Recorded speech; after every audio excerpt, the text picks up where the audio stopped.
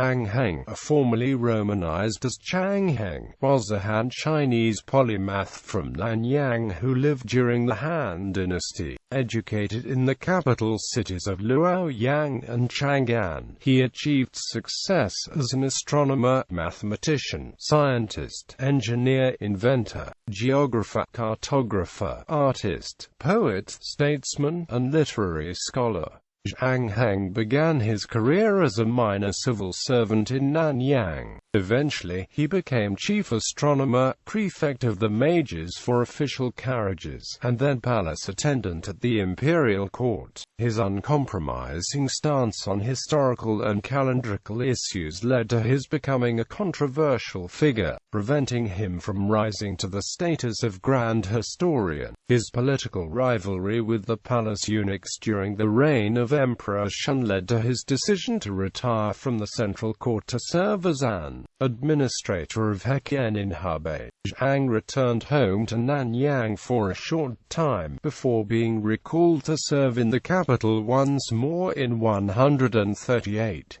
He died there a year later, in 139. Zhang applied his extensive knowledge of mechanics and gears in several of his inventions. He invented the world's first water-powered armillary sphere to assist astronomical observation, improved the inflow water clock by adding another tank, and invented the world's first seismometer, which discerned the cardinal direction of an earthquake 500 kilometers away. He improved previous Chinese calculations for pi, in addition to documenting about 2,500 stars in his extensive star catalogue. Zhang also posited theories about the moon and its relationship to the sun. Specifically, he discussed the moon's sphericity, its illumination by reflected sunlight on one side and the hidden nature of the other, and the nature of solar and lunar eclipses.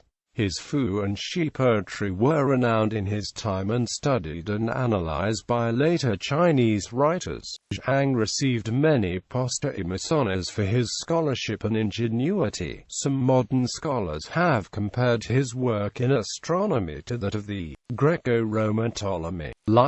Early life. Born in the town of Xie in Nanyang Commandery, Zhang Heng came from a distinguished but not very affluent family. His grandfather Zhang Can had been governor of a commandery and one of the leaders who supported the restoration of the Han by Emperor Guangwu, following the death of the usurping Wang Mang of the Shigin. At age 10, Zhang's father died, leaving him in the care of his mother and grandmother. An accomplished writer in his youth, Zhang left home in the year 95 to pursue his studies in the capitals of Chang'an and Luoyang. While traveling to Luoyang, Zhang passed by a hot spring near Mount Li and dedicated one of his earliest Fu poems to it. This work, entitled Fu on the Hot Springs, describes the throngs of people attending the hot springs, which later became famous as the Huaking Hot Springs, a favorite retreat of imperial concubine Yang Guifei during the Tang dynasty. After studying for some years at Luoyang's Taizu, he was well versed in the classics and friends with several notable persons, including the mathematician and calligrapher Sui Yuan, the official and philosophical commentator Ma Rong, and the philosopher Wang Fu. Government authorities offered Zhang appointments to several offices, including a position as one of the imperial secretaries, yet he acted modestly and declined. At age 23, he returned home with the title Officer of Merit in Nanyang, serving as the Master of Documents under the administration of Governor Bauda. As he was charged with composing inscriptions and dirges for the governor, he gained experience in writing official documents. As Officer of Merit in the Commandery, he was also responsible for local appointments to office and recommendations to the capital of nominees for higher office. He spent much of his time composing rhapsodies on the capital cities. When Baude was recalled to the capital in 111 to serve as a minister of finance, Zhang continued his literary work at home in exile. Zhang Heng began his studies in astronomy at the age of 30 and began publishing his works on astronomy and mathematics. Official career. In 112, Zhang was summoned to the court of Emperor and who had heard of his expertise in mathematics. When he was nominated to serve at the capital, Zhang was escorted by carriage, a symbol of his official status, to Luoyang, where he became a court gentleman working for the imperial secretariat. He was promoted to chief astronomer for the court, serving his first term from 115 to 120 under Emperor and his second under the succeeding emperor from 126 to 132.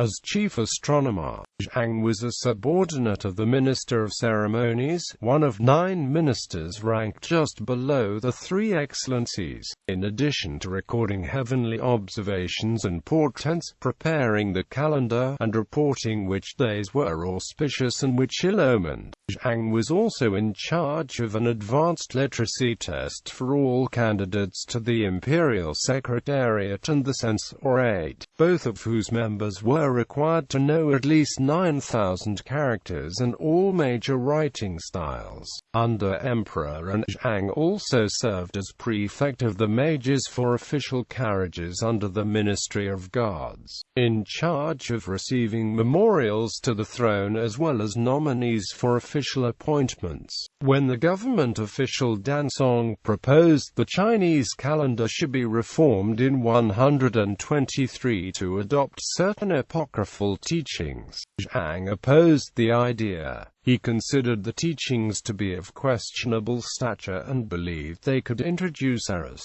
Others shared Zhang's opinion and the calendar was not altered, yet Zhang's proposal that apocryphal writings should be banned was rejected. The officials Lu Zhen and Lu Tao, members of a committee to compile the dynastic history Dongguan Hanji, sought permission from the court to consult Chang Heng. However, Zhang was barred from assisting the committee due to his controversial views on apocrypha and his objection to the relegation of Emperor Gengxi's role in the restoration of the Han dynasty as lesser than Emperor Guangwu's. Liu Zhen and Lu Tao too were Zhang's only historian allies at court, and after the deaths Zhang had no further opportunities for promotion to the prestigious post of court historian. Despite this setback in his official career, Zhang was reappointed as chief astronomer in 126 after Emperor Shun of Han ascended to the throne. His intensive astronomical work was rewarded only with the rank and salary of 600 bushels (shi) of grain. To place this number in context, in a hierarchy of 20 official ranks, the lowest paid official earned the rank and salary of 100 bushels and the highest paid official earned 10,000 bushels during the Han. The 600 bushel rank was the lowest the emperor could directly appoint to a central government position. Any official of lower stature was overseen by central or provincial officials of high rank. In 132, Zhang introduced an intricate seismometer to the court, which he claimed could detect the precise cardinal direction of a distant earthquake. On one occasion his device indicated that an earthquake had occurred in the northwest. As there was no perceivable tremor felt in the capital, his political enemies were briefly able to relish the failure of his device, until a messenger arrived shortly afterwards to report that an earthquake had occurred about 400 kilometers to 500 kilometers northwest of Luoyang in Gansu province. A year after Zhang presented his seismometer to the court, officials and candidates were asked to provide comments about a series of recent earthquakes which could be interpreted as signs of displeasure from heaven. The ancient Chinese viewed natural calamities as cosmological punishments for misdeeds that were perpetrated by the Chinese ruler or his subordinates on Earth. In Zhang's memorial discussing the reasons behind these natural disasters, he criticized the new recruitment system of Zhao Zhong, which fixed the age of eligible candidates for the title filial and incorrupt at age 40. The new system also transferred the power of the candidate's assessment to the three excellencies rather than the generals of the household, who by tradition oversaw the affairs of court gentlemen. Although Zhang's memorial was rejected, his status was significantly elevated soon after to Palace Attendant, a position he used to influence the decisions of Emperor Shun. With this prestigious new position, Zhang earned a salary of 2,000 bushels and had the right to escort the emperor. As Palace Attendant to Emperor Shun, Zhang Heng attempted to convince him that the court eunuchs represented a threat to the imperial court. Zhang pointed to specific examples of past court intrigues involving eunuchs, and convinced Shun that he should assume greater authority and limit their influence. The eunuchs attempted to slander Zhang, who responded with a Fu rhapsody called Fu on pondering the mystery, which vents his frustration. Rafe de Crespini states that Zhang's rhapsody used imagery similar to Qu Yuan's poem Li Zhao, and focused on whether or not good men should flee the corrupted world or remain virtuous within it. Legacy. Science and technology. Zhang Heng's mechanical inventions influenced later Chinese inventors such as Yuzheng, Zhang Sixan, Su Song, and Guo Shoujing. Su Song directly named Zhang's water-powered armillary sphere as the inspiration for his 11th-century clock tower. The cosmic model of 9 points of heaven corresponding with 9 regions of Earth, conceived in the work of the scholar official Chen Hongmo, followed in the tradition of Zhang's book Spiritual Constitution of the Universe. The seismologist John Milne, who created the modern seismograph in 1876 alongside Thomas Gray and James A. Ewing at the Imperial College of Engineering in Tokyo, commented in 1886 on Zhang Heng's contributions to seismology. The historian Joseph Needham emphasized his contributions to pre-modern Chinese technology, stating that Zhang was noted even in his day for being able to make 3 wheels rotate as if they were one. More than one scholar has described Zhang as a polymath. However, some scholars also point out that Zhang's writing lacks concrete scientific theories. Comparing Zhang with his contemporary, Ptolemy of Rome and Egypt, Jin Guantao, Fan Hongye, and Lu Qingfeng state, based on the theories of his predecessors, Zhang Heng systematically developed the celestial sphere theory. An armillary constructed on the basis of his hypotheses bears a remarkable similarity to Ptolemy's Earth-centered theory. However, Zhang Heng did not definitely propose a theoretical model like Ptolemy's Earth-centered one. It is astonishing that the celestial model Zhang Heng constructed was almost a physical model of Ptolemy's Earth-centered theory. Only a single step separates the celestial globe from the Earth-centered theory, but Chinese astronomers never took that step. Here we can see how important the exemplary function of the primitive scientific structure is. In order to use the Euclidean system of geometry as a model for the development of astronomical theory, Ptolemy first had to select hypotheses which could serve as axioms. He naturally regarded circular motion as fundamental and then used the circular motion of deference and epicycles in his Earth-centered theory. Although Zhang Heng understood that the Sun, Moon and planets move in circles, he lacked a model for a logically structured theory and so could not establish a corresponding astronomical theory. Chinese astronomy was most interested in extracting the algebraic features of planetary motion to establish astronomical theories. Thus astronomy was reduced to arithmetic operations, extracting common multiples and divisors from the observed cyclic motions of the heavenly bodies.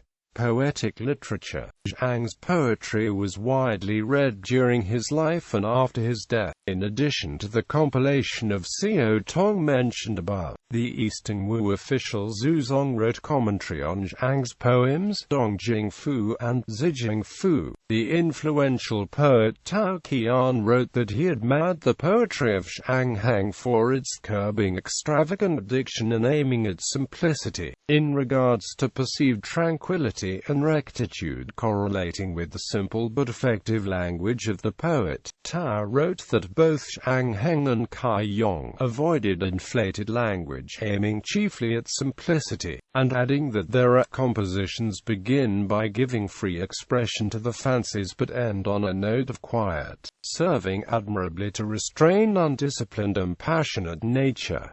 Posthumous honors. Zhang was given great honors in life and in death. The philosopher and poet Fu Shan of the Wei and Jin dynasties once lamented in an essay of the fact that Zhang Heng was never placed in the Ministry of Works. Writing highly of Zhang and the 3rd century mechanical engineer Ma Jun, Fu Shan wrote, "Neither of them was ever an official of the Ministry of Works, and their ingenuity did not benefit the world. When employ personnel with no regard to special talent, and having heard of genius neglect even to test it. Is this not hateful and disastrous?" In honor of Zhang's achievements in science and technology, his friend Sui Ziyu wrote a memorial inscription on his burial stele, which has been preserved in the Guan Yuan. Sui stated, "Mathematical computations exhausted the heavens and the earth. His inventions were comparable even to those of the author of Change. The excellence of his talent and the splendor of his art were one with those of the gods." The minor official Xia Houzan of the Wei dynasty made an inscription for his own commemorative stele to be placed at Zhang Heng's tomb. It read, "Ever since gentlemen have composed literary texts, none has been as skillful as the master in choosing his words well. If only the dead could rise, oh, I could then turn to him for a teacher." Several things have been named after Zhang in modern times, including the lunar crater Chang Heng, the asteroid 1802 Zhang Heng, and the mineral Zhang Hengite.